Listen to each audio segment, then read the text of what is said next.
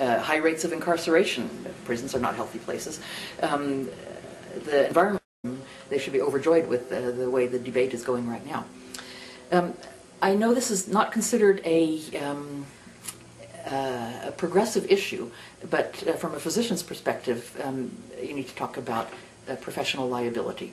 In my field, in obstetrics, this is a huge concern, and the first year I came to this country for continuing my specialty training, much of the year was spent on learning how to think like an American physician, an American obstetrician in particular.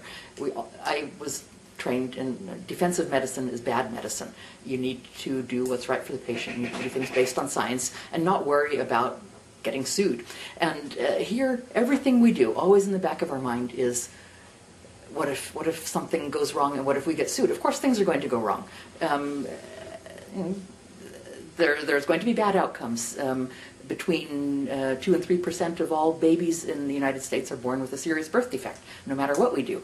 And there's going to be bad outcomes. People are going to die. People are going to get sick. There's going to be mistakes. But even in the absence of mistakes, things are not going to go well in some cases. Outcomes are not going to be perfect. But if you know that things are going to go wrong, there's a chance of things going wrong, then you need to kind of CYA, we call it, cover your ass, by ordering all kinds of unnecessary tests, doing unnecessary things, doing a cesarean when it's not really medically indicated, because when you're in court with this legal industry trying to extract money from you or your professional liability insurance, they're going to say, why didn't you do a cesarean? Why didn't you do this? Why didn't you order that test?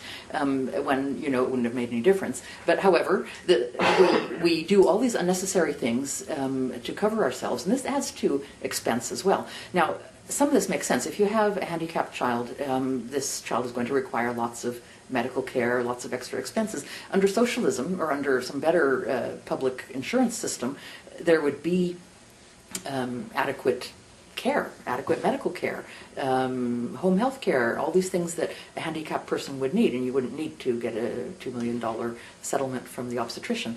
But a lot of this is just based on greed and a legal industry that is not really in the best interest of the patients. This increases costs for everybody who receives health care. I heard, this is more than 20 years ago now, that I heard some figures in Michigan, which I think has a pretty high medical liability insurance premium for obstetricians, that it increased the cost for every delivery of something like $400 or $500. Now, I'm sure that's only gotten more expensive now.